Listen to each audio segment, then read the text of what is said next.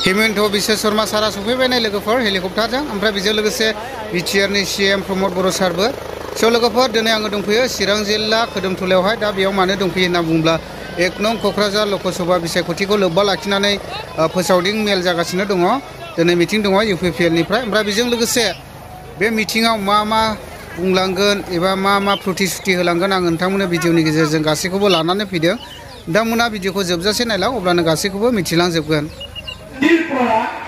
10 বছৰ আগতে আমি এনেকে মিটিং পাতি সকলোৱে নাচিব পৰা পৰিৱেশ এটা কোকৰাঝাৰ চিৰাঙত আছিল নেকি আজি আমি ইয়াতে নাচিছো আজিৰ পৰা 10 বছৰ আগতে ক'ত গুলি ক'ত বন্দুক ক'ত গ্ৰেনেড ক'ত এনডিএফবি ক'ত আলফা ক'ত বিএলটি আমি এইবিলাক চিন্তা কৰি আছিলো আজি আপোনালোকে চাওক মোদী ডাঙৰীয়াৰ কাৰণে আজি আমি এনেকে ইয়াত সকলোৰে একেলগে থাকিব পাৰিছো আমাৰ মনত চিন্তা নাহে কাৰণ আজি ইয়াত শান্তি আছে আমি নাভাবো যদি আমাৰ ঘৰৰ ল'ৰা ফাংশন চাব গৈছে 2টা বজাত ঘূৰি অহা নাই আমাৰ টেনশন নাথাকে কিন্তু আজিৰ পৰা 10 বছৰ আগতে মোৰ ঘৰৰ ল'ৰা যদি ৰাতি 11টা বজাত ঘৰলৈকে ঘূৰি নাহে মনত ভয় লাগি থাকে যে কি হ'ব কি নহ'ব কি হ'ল আজি প্ৰধানমন্ত্ৰী ডাঙৰীয়াৰ কাৰণে আৰু গৃহমন্ত্ৰী অমিত শাহ ডাঙৰীয়াৰ কাৰণে আজি আমাৰ ৰাজ্যখনত শান্তি আহিলে আপোনালোকে চিন্তা কৰক যোৱা 3 বছৰ মই অসমৰ মুখ্যমন্ত্ৰী হৈ আছো কোকৰাঝাৰত মই এদিনো বোমা বিস্ফোৰণ দেখা নাই ওদালগুৰিত মই এদিনো বোমা বিস্ফোৰণ দেখা নাই আৰু আন্দোলনো দেখা নাই আজি এই পৰিৱেশ আমি কাৰ কাৰণে পালো ইউপিপিএল আৰু বিজেপিয়ে একেলগে চৰকাৰ গঠন কৰাৰ কাৰণে আজি গোটেই অসম আৰু আজি আমাৰ বিটিআৰত শান্তিৰ পৰিৱেশ নিৰ্মাণ হ'ল হয়নে নহয় কওক আপোনালোকে নিজৰ মনৰ পৰা কওক হয়নে নহয় আজি আপোনালোকে চিন্তা কৰক মোদী ডাঙৰীয়াৰ কাৰণে এনডিএফবি ল'ৰাবিলাকে বন্দুক গতাই দিলে আলফা ল'ৰাবিলাকে বন্দুক গতাই দিলে কাৰ্বি আংলঙত কাৰ্বিসকলে বন্দুক গতাই দিলে আজি আমাৰ অসমত বন্দুকৰ শব্দ নাই গুলিৰ শব্দ নাই এসময়ত যেতিয়া বিপিএফ দলৰ ইয়াতে চৰকাৰ আছিলে মানুহক বন্দুকৰ শব্দত ভোট খুজিছিলে এতিয়া হাত জোৰ কৰি মানুহক ভোট খোজে হয়নে নহয় আগতে যি মানুহে বন্দুক দেখুৱাইছিল সেই মানুহে এতিয়া হাত জোৰ কৰিবলগীয়া হৈছে নে নাই আপোনালোকে কওক আজি আমাৰ নৰেন্দ্ৰ মোদী ডাঙৰীয়াৰ কাৰণে আমাৰ সাধাৰণ মানুহে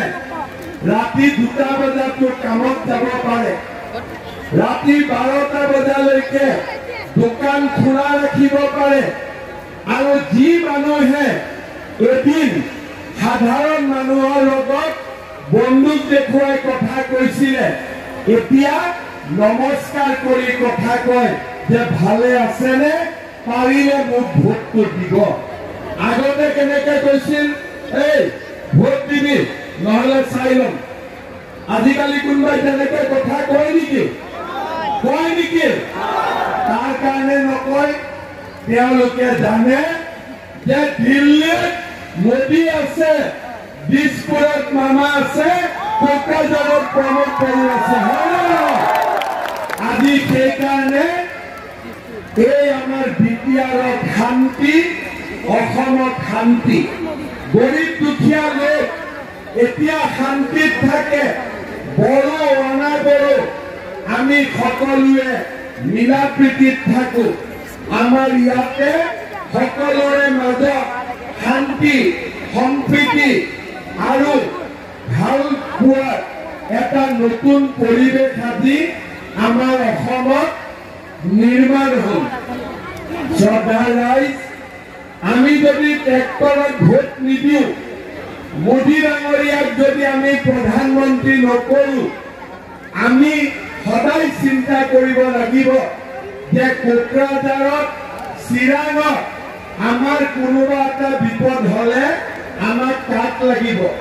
আমাক প্ৰথমতে বিপদ হলে প্ৰমোদ বড়োক লাগিব, দ্বিতীয়তে বিপদ হলে আপোনালোকক মোক লাগিব, আৰু আমাক সকলোকে কাক লাগিব? নৰেন্দ্ৰ মোদী ডাঙৰীয়াক লাগিব, হয়নে নহয়? আজি যদি ইয়াতে কিবা এটা বিপদ হয় মামাক লাগিব নে নাই? আপোনালোকক লাগিব নে নাই? আজি সেইকাৰণে আপোনালোকে সকলোৱে মামাক অলপ ভিটামিন দিয়ক। বুজি পালেনে? ভোট মানে কি? ভোট মানে কি? মামাক ভিটামিন দিলেহে মামাই পাৰিব, হয়নে নহয়? মামাক ভিটামিন দিব লাগিব নে নাই? লাগিব নে নাই? লাগিব। আৰু মামাই ভিটামিন কেতিয়া পাব? যেতিয়া ট্ৰেক্টৰ চিনত আপোনালোকে ভোট দিব, হ'ব? কোন চিনত ভোট দিব লাগিব? কোন চিনত ভোট দিব লাগিব? কেইদিনমান আগতে মই ওদালগুৰিত কৈছো, কাটা হাতৰ নাম নাই আৰু নাঙলৰ দম নাই। কোনোবাই নাঙল কিনিব নেকি? আজি কোনোবাই নাঙলত খেতি কৰে নেকি? কৰে? কৰে? নকৰে? ট্ৰেক্টৰত খেতি কৰে নে নকৰে? কৰে? সেইকাৰণে মই কৈ আছো, কটা হাতৰ নাম নাই, কাম নাই আৰু নাঙলৰ দাম নাই, হয়নে? নাঙলৰ দাম আছে নেকি? নাঙলৰ দাম আছে নেকি? আপোনালোকে এটা কথা চিন্তা কৰিব যে হাগ্ৰামা মহিলাৰীক ভোট দি আমাৰ এই অঞ্চলত উন্নতি নহয়, আমাৰ ইয়াত কাম নহয়। হাগ্ৰামা মহিলাৰীক ভোট দিলে আমি অৰুণোদয় নাপাওঁ, আমি ঘৰ নাপাওঁ, আমি ৰাস্তা নাপাওঁ, খালি আমি দুৰ্নীতি পাম। কিন্তু মোদী আৰু মামাক ভোট দিলে আমি বিচৰা সকলোখিনি পাম, হয়নে নহয়? হয়নে নহয়? শ্ৰদ্ধাৰ ৰাইজ, আপোনালোকে ট্ৰেক্টৰত ভোট দিব, ট্ৰেক্টৰত বুটাম টিপিলে মামাই ভিটামিন পাই যাব, ঠিক আছে? হ'ব? পিছফালে হ'ব নে নাই? পিছফালে হ'ব? এতিয়া মই দুটা তিনিটা কামৰ কথা কওঁ, ঠিক আছে? অৰুণোদয় কিমানে পাইছে? হাত ডাঙক। কিমানে পাইছে অৰুণোদয়? ঠিক আছে। অৰুণোদয় কিমানে পোৱা নাই? হাত ডাঙক। এতিয়া পোৱা নাই? এই ভগৱান, মোৰ বাইদেউজনীও পোৱা নাই, আপুনিও পোৱা নাই। আচ্ছা, কোনে কোনে পোৱা নাই বাৰু হাত দাঙি ৰাখকচোন। বাপৰে, ভালেও পোৱা নাই। ঠিক আছে, এতিয়া মোক এটা কথা কওক, মামাই যদি আপোনালোকক অৰুণোদয় দি দিয়ে, মামা কি দিব? মামা কি দিব? ভোট দিব। আচ্ছা, ভোটটোতো জয়ন্ত বসুমতাৰীক দিব, মামাক এটা ঘোষ লাগে। যেতিয়া আপোনালোকে চবে অৰুণোদয় ইয়াত পাই যাব নহয়, মামা যেতিয়া আপোনালোকৰ গাঁৱত আহিব, মামাক নাৰিকল আৰু খুৱাব লাগিব, হ'ব? হ'ব? আচ্ছা, তেতিয়াহ'লে আপোনালোকে শুনি লওক। ৰেচন কাৰ্ড কাৰ কাৰ আছে? হাত ডাঙক। আচ্ছা, নাম ৰেচন কাৰ্ড কাৰ কাৰ নাই? হাত ডাঙক। অকণমান মানুহৰ নাই, বাকী চবৰে আছে, হয় নে নহয়? চবৰে আছে। কাৰ কাৰ নাই ৰেচন কাৰ্ড? হাত ডাঙক। এটা দুটা কেইজনমান, ঠিক আছে, এওঁলোকক দি দিয়া হ'ব। এতিয়া মই আপোনালোকক এটা কথা কওঁ, এতিয়ালৈকে আমি অৰুণোদয় 30 লাখ মানুহক দিলো, কিন্তু আমাৰ অসমত ৬২ লাখ মানুহ আছে পৰিয়াল তাৰমানে ৩০ লাখে অৰুণোদয় পাইছে আৰু ৩২ লাখ পৰিয়ালে অৰুণোদয় আঁচনি পোৱা নাই নোপোৱাবিলাকৰ মনত অলপ দুখ লাগি থাকে পোৱাবিলাকে ১২৫০ টকা পাই যায় নোপোৱাবিলাকে মনত দুখ কৰি থাকে হয়নে মই ঠিক কৈছো নে ঠিক কৈছো সেইকাৰণে এইবাৰ মই আপোনালোকৰ কথা দিছো যে আৰু ৩-৪ মাহৰ ভিতৰত যিমান মানুহৰ ঘৰত ৰেচন কাৰ্ড আছে সকলোকে এটা এটা অৰুণোদয় আঁচনি দিয়া হ'ব হ'ব চবে বুজি পালে তাৰমানে যাৰ যাৰ ঘৰত ৰেচন কাৰ্ড আছে তাৰ ঘৰতে এটা এটা অৰুণোদয় আঁচনি অট'মেটিকেলি আহি যাব হৈ যাব চব খুচি হলেতো হাত টান মাৰিব লাগে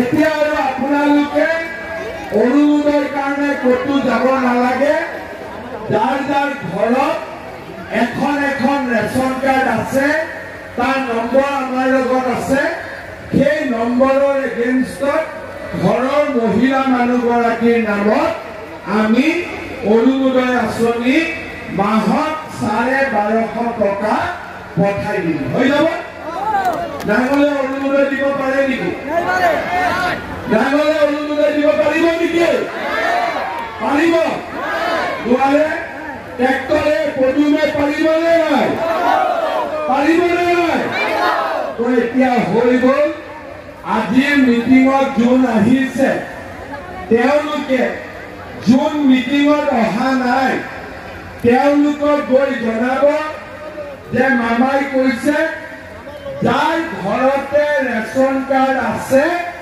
তেওঁলোকে এটা এটা অৰুণোদয় আঁচনি লাভ কৰিব চবে বুজি পালে আচ্ছা লাখপতি বাইদেউৰ ফৰ্ম কোনে কোনে ফিল আপ কৰিছে লাখপতি বাইদেউৰ ফৰ্ম কোনে কোনে ফিল আপ কৰিছে আপোনালোকে কৰিছে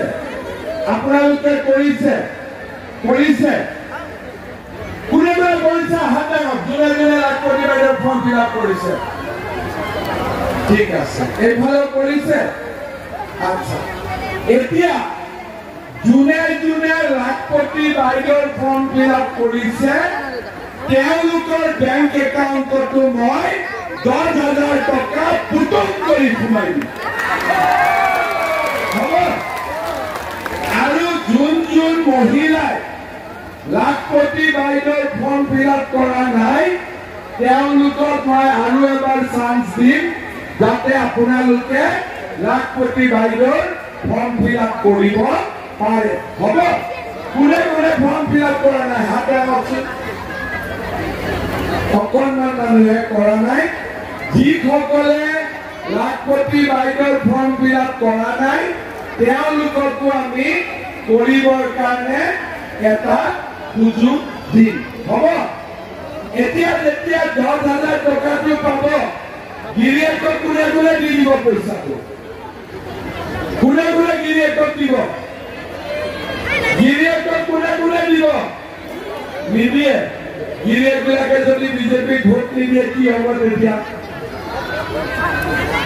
দিব মই এটা কথা কওঁ যেতিয়া টকাটো আহিব ধৰক ২ তাৰিখে আহিব মই কৈ দিম যে টকাটো ২ তাৰিখে বেংকত সোমাব তাৰ ৭ দিন আগৰ পৰা ঘৰত গিৰিয়েকৰ লগত কাজিয়া তাজিয়া কোনেও নকৰিব হ'ব কোনেও কাজিয়া তাজিয়া নকৰিব আৰু সেইকেইদিন গিৰিয়েকসকলক খুব গৰম ভাত খুৱাব ঠাণ্ডা ভাত একদম নুখুৱাব হ'ব তেতিয়া আৰু গিৰিয়েকবিলাকে পইচাটো নলয় এতিয়া মই আপোনালোকৰ কথা এটা শিকাই দিওঁ এই ১০,০০০ টকা যিসকলে পাব তেওঁলোকে গিৰিয়েকৰ দোকানত দিয়ক নিজে এটা ব্যৱসায় কৰক একো নকৰিলে ঘৰত ৫০ জোপা চেগুনৰ গছে ৰুৱক বা বগা চন্দনৰ পুলিয়ে ৰুৱক টকাটো যদি আপোনালোকে 10,000 টকাটো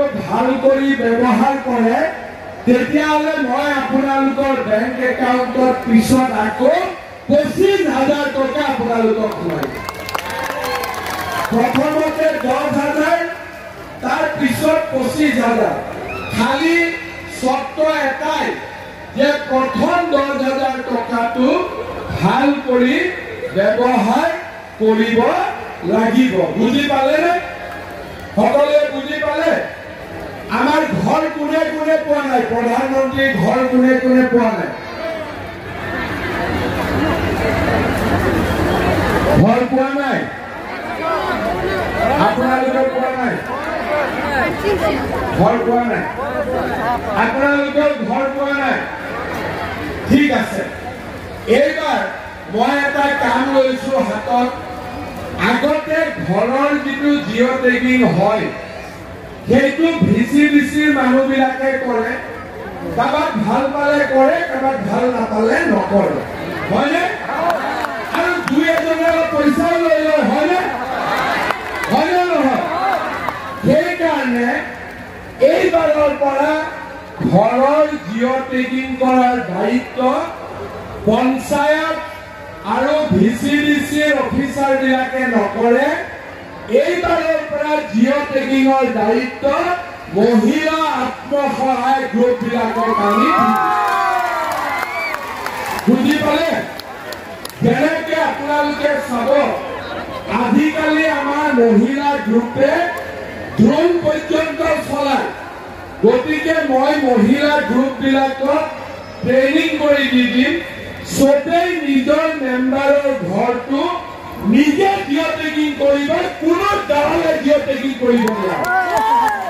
হ'ব? দালাল চিষ্টেম খতম। জিঅ' টেগিং কোনে কৰিম? মোৰ ঘৰৰ জিঅ' টেগিং মই নিজে কৰি দিম। মোদীয়ে নিজে গম পাই যাব কাক ঘৰ দিব লাগে, কাক ঘৰ দিব নালাগে। চিষ্টেমটো ভাল হ'ব নে নহ'ব? চিষ্টেমটো ভাল হ'ব নে নহ'ব? হ'ব। এতিয়া আপোনালোকক মই দুটা কথা কওঁ। চিৰাঙত এইবাৰ মেট্ৰিকৰ ৰিজাল্ট খুব ভাল হৈছে, হয়নে? হয়নে নহয়? অসমৰ ভিতৰতে এইবাৰ চিৰাঙত মেট্ৰিকৰ ৰিজাল্ট ভাল হৈছে। এতিয়া মেট্ৰিকৰ ৰিজাল্টটো ভাল হ'ল, কিন্তু ল'ৰা আৰু ছোৱালীবিলাকক আমি কলেজত এডমিশ্যন দিব লাগিব। কিয় দিব লাগিব? চৰকাৰী চাকৰি এতিয়া বহুত ওলাই আছে। মই আপোনালোকক অলপ পিছত চৰকাৰী চাকৰিৰ বিষয়ে ক'ম। এতিয়া আমাৰ অসমত যিমান চাকৰি ওলাই এই চাকৰিবিলাকৰ উপৰিও কেন্দ্ৰীয় চৰকাৰৰ চাকৰি ওলাই, লগতে আমাৰ অসমত বহুত কেইটা নতুন নতুন উদ্যোগ আহি আছে। বঙাইগাঁও ৰিফাইনেৰীও এতিয়া এক্সপানশ্যন হ'ব। অসমত এটা উদ্যোগীকৰণৰ পৰিৱেশ হৈছে, কাৰণ এতিয়া অসমত আন্দোলন নাই। মোৰ ল'ৰাটোৱে যদি পঢ়া শুনা কৰি এটা চাকৰি পাব পাৰে, মোৰ ঘৰখন দৰিদ্ৰতাৰ পৰা মুক্ত হ'ব পাৰিব নে নাই? তেতিয়া ঘৰত দুখীয়া নোহোৱা হৈ যাব, গৰীব মানুহ নোহোৱা হৈ যাব। সেইকাৰণে আমাৰ ল'ৰা ছোৱালীক আমি পঢ়াব লাগে। মেট্ৰিক পাছ কৰি খালি ঘৰত বহাই থলে নহ'ব। এইবাৰ আমি ল'ৰা ছোৱালীক কলেজত এডমিশ্যন দিব লাগিব। এতিয়া মানুহে মোক ক'ব যে এডমিশ্যন দিব পইচা ক'ৰ পৰা পাম মামা? আমাৰতো পইচা নাই। আচ্ছা, এডমিশ্যন দিলোৱে বাৰু, স্কুলত কলেজত অহা যোৱা কৰিব, চাইকেলখন কোনে দিব, খৰচ কোনে দিব, আৰু ল'ৰা ছোৱালীটোৰ কিতাপ কোনে কোনে কিনি দিব? এইবাৰ মই কি কৰিছো যে ল'ৰা হওক ছোৱালী হওক এইবাৰ কলেজত এডমিশ্যন পুৰা বিনামূলীয়া হ'ব। কোনেও 1 টকাৰ পইচা দিব নালাগে। ল'ৰা হওক ছোৱালী হওক কলেজত এডমিশ্যন দিব বিনা পইচা। এডমিশনৰ খৰচটো কোনে দিব চৰকাৰে দিব দেউতাক মাকে দিব নালাগে তাৰ উত্তৰত যিমান বিলাক ছোৱালীয়ে এইবাৰ কলেজত এডমিশন ল'ব সবৰে যোৱা অহা খৰচ হিচাপত বেংকৰ একাউণ্টত মই 10,000 টকা জমা কৰিম বুজি পালে এডমিশন বিনামূলীয়া বেংকৰ একাউণ্টত 10,000 টকা আৰু যদি কলেজত পঢ়ে 12,500 যদি ডিগ্ৰী পঢ়ে আৰু যদি ইউনিভাৰ্চিটি পঢ়ে তেতিয়াহ'লে ছোৱালীৰ বেংক একাউণ্টত মই 25,000 টকাকৈ বছৰত দিম তাৰ মানে কি বুজালো যে ল'ৰাটোৰ পঢ়াৰ দায়িত্ব দেউতাক আৰু মাকে ল'ব ছোৱালীজনীৰ পঢ়াৰ দায়িত্ব মামাই ল'ব